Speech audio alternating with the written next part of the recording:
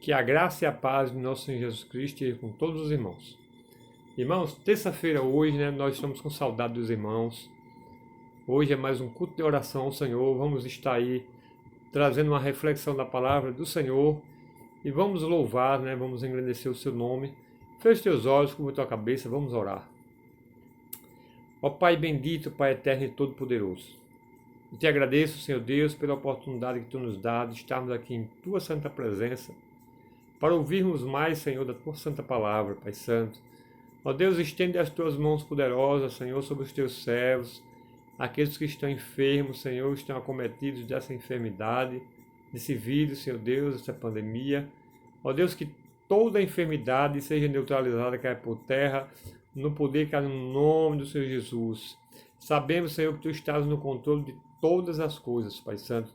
Tranquiliza o nosso coração, Senhor, nesses dias maus. Obrigado, Pai Santo, por tudo.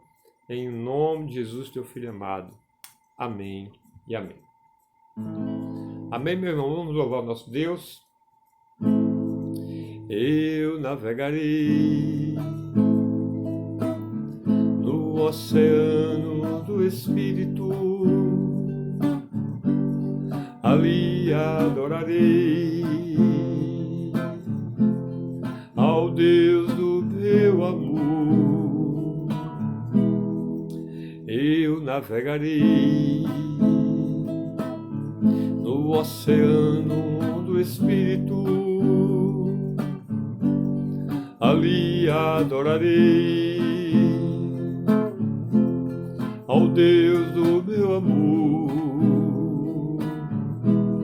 Espírito, Espírito, que desce como fogo, vem como em Pentecoste e enche-me de novo. Eu adorarei ao Deus da minha vida,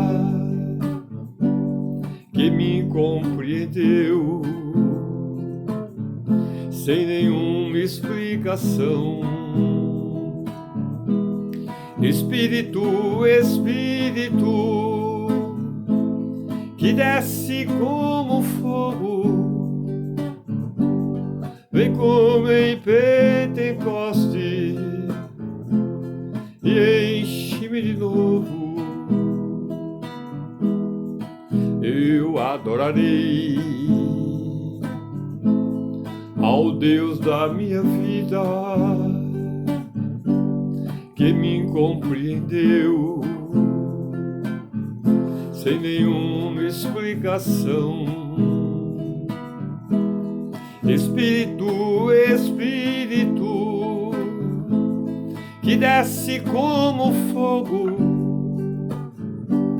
vem como em Pentecoste e enche-me de novo. Espírito, Espírito, que desce como fogo, vem como em Pentecoste e enche-me de novo. Espírito, Espírito, Espírito, amém. Glorificado seja o nome de Jesus. Vamos refletir, meus irmãos, essa noite, mais uma vez, na palavra do Senhor. Abre a palavra de Deus no livro de Marcos, capítulo 4. O Evangelho de Marcos, capítulo 4. A partir do versículo 35. É um texto pequeno, é uma história que os irmãos já conhecem, mas nós vamos meditar conforme aquilo que Deus coloca em nosso coração. Capítulo 4 de Marcos, a partir do versículo 35, a palavra de Deus diz assim: E naquele dia, sendo já tarde, disse-lhes: passemos para outra banda. E eles, deixando a multidão, o levaram consigo, assim como estava no barco, e havia também com ele outros barquinhos.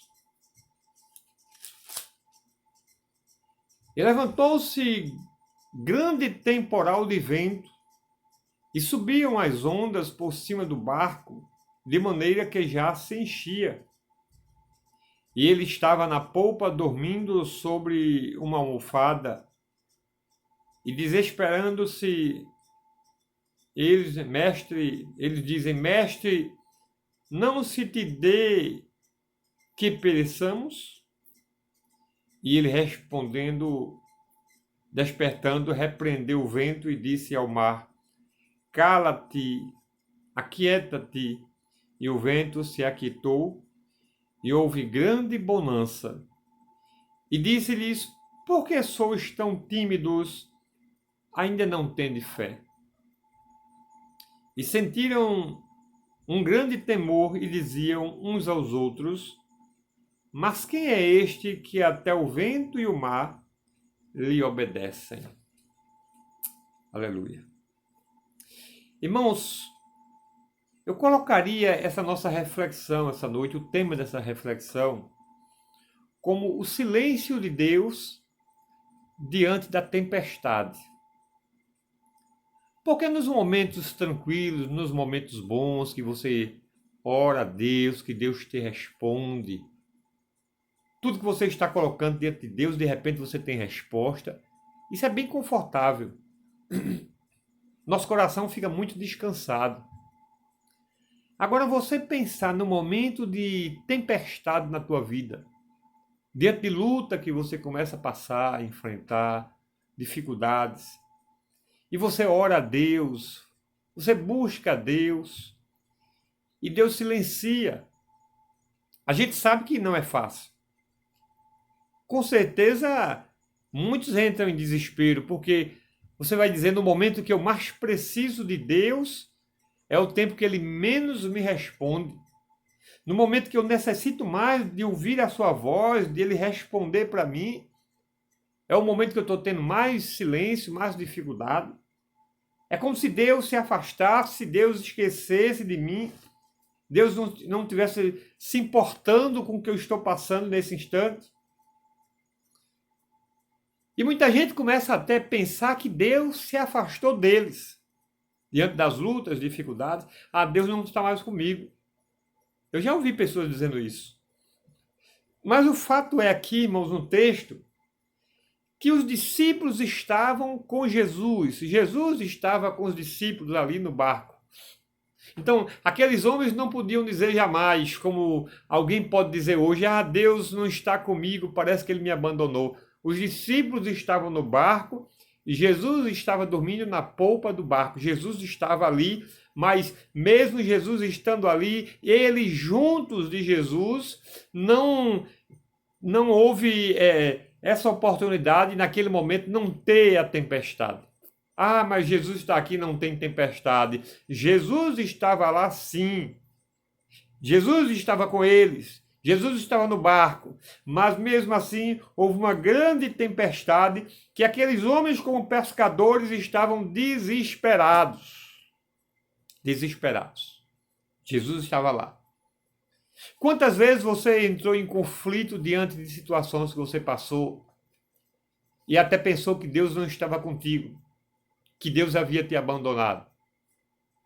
Não sei o que é que está acontecendo, que Deus não está mais respondendo. Deus não está ligando para mim. Discípulos pensaram assim também, que Jesus não estava ligando para eles naquele momento. Eles entraram em desespero porque uma grande tempestade se levantou naquele barco, em volta daquele barco. Fortes ventos. Eu creio que foram ondas tão altas, a Bíblia diz que o barco estava se cobrindo de água, inclusive começou a encher de água aquele barco. E o barco enchendo de água, ele fica pesado e tende a afundar. E aqueles homens estavam ali desesperados. Desesperados. Mas Jesus estava com eles. Com Jesus nós temos a garantia que o nosso barco não vai afundar. Mas nós não temos a garantia que não haverá ventos fortes, que não haverá tempestade. A gente sabe disso, que as tempestades vêm, que as lutas vêm as dificuldades. Mas depois das tempestades, geralmente vem a abundância, a calmaria do mar. A gente sabe disso. O mar se acalma depois de uma tempestade. Então, quando eu e você estamos desesperados diante de situações que nós estamos passando, isso não quer dizer que o Senhor nos abandonou, que o Senhor nos deixou, que Ele não está conosco, que Ele não está ouvindo a minha, que Ele não está ouvindo a tua oração. Ele está ouvindo sim, mas há momentos que o Senhor silencia para sentir como é que está a minha e a tua fé, como é que está o meu e o teu coração diante dEle. Ele tem suas maneiras de trabalhar. Jesus aqui estava bem pertinho dos discípulos, mas a tempestade veio. Às vezes Deus deixa as coisas ficarem até pior para testar a mim e a você. Isso é ruim, isso é assustador para o humano. Ninguém quer passar maus momentos. Eu sou crente, eu quero que venha luta e dificuldade. Ninguém quer isso. Ninguém quer. Mas quando elas vêm, quando elas acontecem, nós precisamos ter a certeza que nós não estamos só, que o Senhor está conosco. E que Ele está esperando apenas a minha e a tua reação diante de uma tempestade. O que é que nós vamos fazer? Nós vamos clamar pelo Senhor que está ali? Ou nós vamos entrar em desespero e vamos tentar saltar fora do barco? Aqueles homens que clamaram pelo Senhor, eles foram lá acordar Jesus, estavam desesperados, eram pescadores, conheciam o mar, mas nesse momento a tempestade era muito forte, os ventos eram fortes, e aqueles homens estavam desesperados. E eles correm e pedem ajuda a Jesus. Mas Jesus esperou o momento pior acontecer. O barco já estava enchendo d'água. Então, meu irmão, muitas vezes as lutas começam, os ventos, as ondas fortes, nosso barquinho é jogado de um lado para o outro, e até aí nós estamos segurando. Mas quando a água começa a entrar no barco, e que nós fazemos igual aos discípulos, que sentimos que vamos afundar, é natural que o homem comece a entrar em desespero. Mas o que o Senhor está querendo de mim e de você essa noite é que nós tenhamos a confiança nele, porque ele está no controle de todas as coisas, da minha e da tua vida. É ele que cuida. É ele que permite as lutas, mas é ele que livra nas lutas. Muitas vezes não tira das lutas, ele deixa você chegar àquele momento da luta, mas ele te livra lá dentro da batalha. Assim como ele tirou Daniel da cova dos leões, assim como ele tirou Sadraque, Mesaque e Abdenego daquela fornalha, que a Bíblia diz que nem sequer cheiro de fumaça ficou no cabelo daqueles homens. Deus os guardou dentro daquela fornalha. Muitas vezes ele permite que eu e você entremos na fornalha, mas ele não permite que o fogo venha nos queimar, porque ele é aquele que cuida de mim, ele é aquele que cuida de você. O silêncio não significa ausência do Senhor. Jesus estava ali dormindo. Jesus estava em silêncio.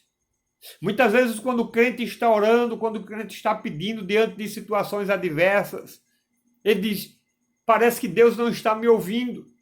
Pastor, muita gente diz assim: a minha oração não está chegando diante de Deus porque já faz dias que eu oro por essa causa e nada acontece. Meu irmão, a tua oração está chegando, mas o Senhor está em silêncio porque Ele tem um propósito para trabalhar na tua vida. Ele sabe por que está em silêncio. Ele está testando o teu coração para ver como é que está a tua fé. Ele sonda e conhece. O silêncio de Deus diante da tempestade não significa ausência do Senhor, mas Deus sabe como trabalhar na minha e na tua vida e nós muitas vezes não sabemos. A Bíblia diz no versículo 38, e ele estava na polpa dormindo sobre uma almofada. Veja que coisa interessante.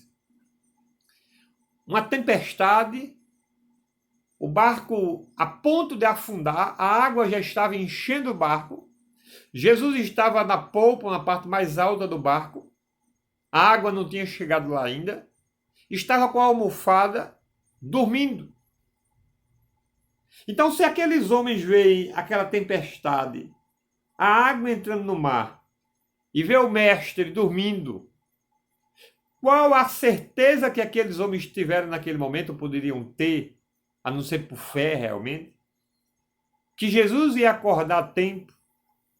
Embora que eles ouvissem falar de muitos milagres de Jesus, mas naquele momento eles não pensaram, Jesus vai, de todo jeito vai nos salvar, Jesus jamais vai perecer conosco aqui. Eles não pensaram isso.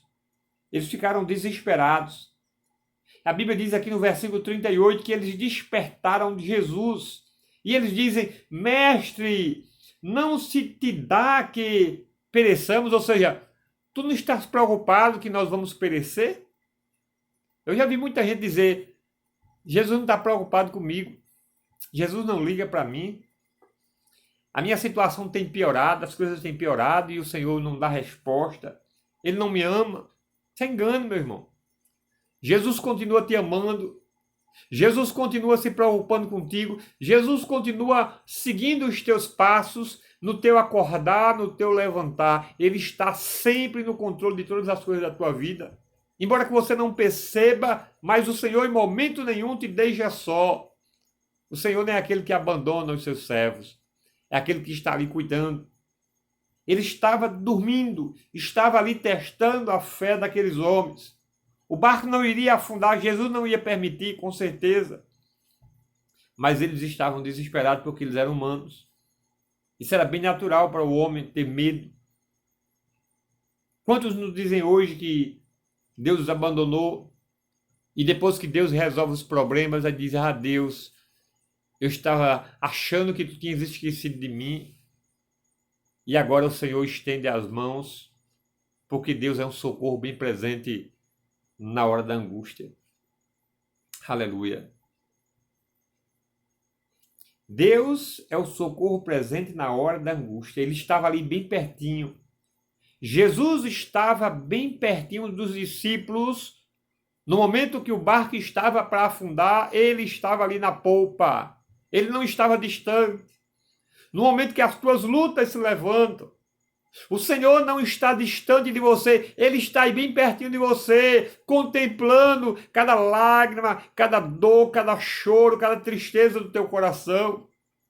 O Senhor está contemplando, Ele não te abandona, meu irmão.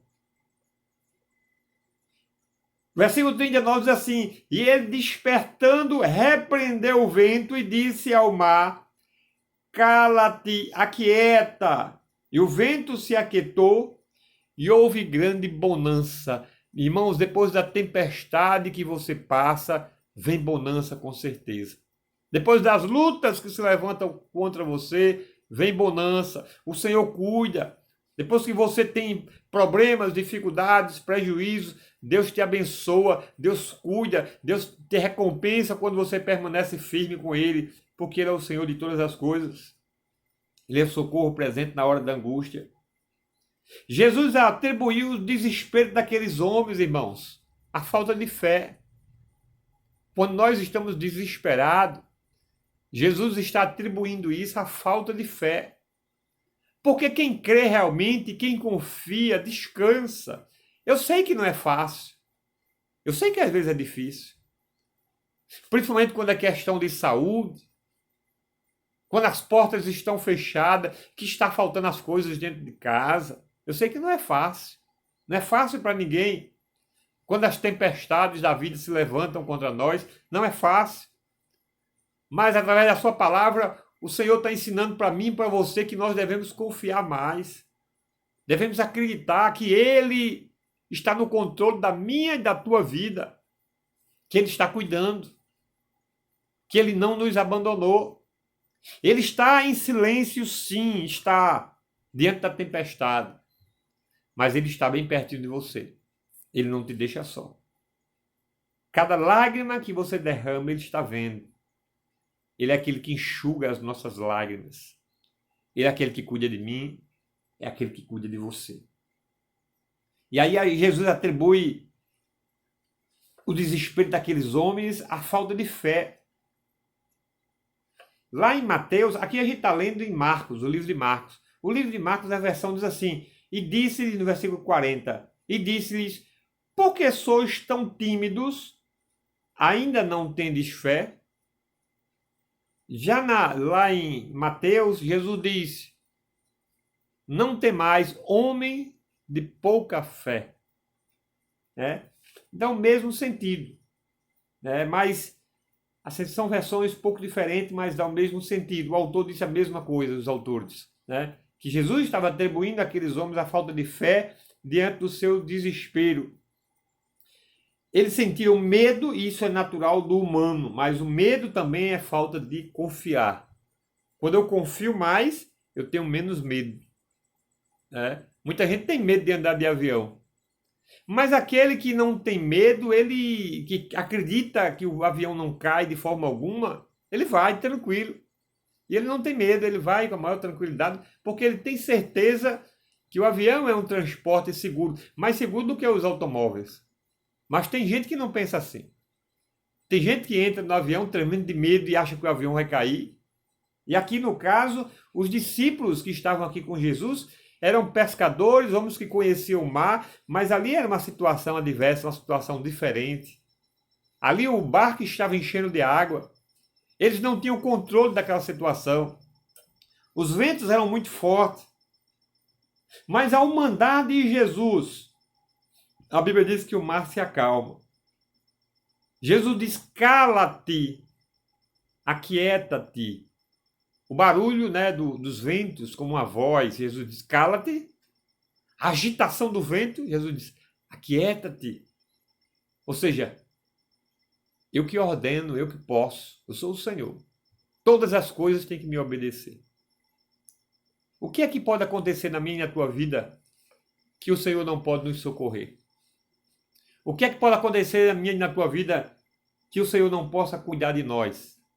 Que o Senhor não possa nos dar livramento? O que é impossível para o meu e o teu Deus? Para que a gente possa entrar em desespero.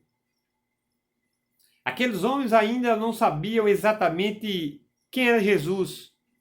Eu e você, nós sabemos. Nós lemos a Bíblia, nós sabemos que verdadeiramente Jesus é o Filho de Deus, mas muitas vezes, diante de situações, parece que nós também duvidamos. Nós agimos como quem duvida muitas vezes. A nossa fé, às vezes, é pouca diante de certas situações. E a gente tem que pedir misericórdia a Deus para que Ele aumente a nossa fé. Aqueles homens, depois que a tempestade acalma, se eles realmente conhecessem Jesus, eles não diriam o que eles disseram aqui. Porque tanto lá em Mateus como aqui em Marcos, eles dizem a mesma coisa. O que eles estão dizendo aqui? A Bíblia diz assim, versículo 41, e sentiram um grande temor e diziam uns aos outros, mas quem é este que até o vento e o mar lhe obedecem? Quem é esse que até o vento e o mar lhe obedecem? Quer dizer, eles não sabiam que Jesus realmente era Deus ainda. Eles ainda tinham dúvida. Porque se eu e você víssemos Jesus hoje, diante do que nós já lemos de Jesus, diante do que nós já conhecemos a respeito de Jesus, e nós víssemos um acontecimento grande, nós não olhávamos para Jesus e dizíamos, quem é esse que fez esse tão grande milagre? Nós diríamos, esse daí é Jesus. Porque eu sei, eu conheço ele pela sua palavra. Nós sabemos e nós atribuímos as grandes coisas que acontecem na nossa vida, os milagres que acontecem na nossa vida, nós atribuímos ao Senhor. Nós não tocamos, não o vemos com os nossos olhos. Mas nós sabemos que Ele é vivo, que Ele é real e que Ele ressuscitou. Então, quando Deus faz um milagre na minha e na tua vida, nós dizemos, Jesus me curou, Jesus fez isso acontecer, Jesus me deu livramento. Nós não dizemos assim, quem será que foi esse que me deu livramento? O mundo diz assim. Eu já ouvi muitas vezes o mundo dizer, algo aconteceu sobrenatural que eu não entendo e me livrou naquele momento. Eu ouvi uma mulher uma vez falando isso na televisão. Aconteceu algo sobrenatural que até hoje eu não sei de onde veio, quem foi. Eu sei que eu me livrei disso, né? O crente não diz assim. O crente diz: Jesus me curou, o Senhor me curou, grandes coisas fez Ele na minha vida, por isso que eu estou aqui.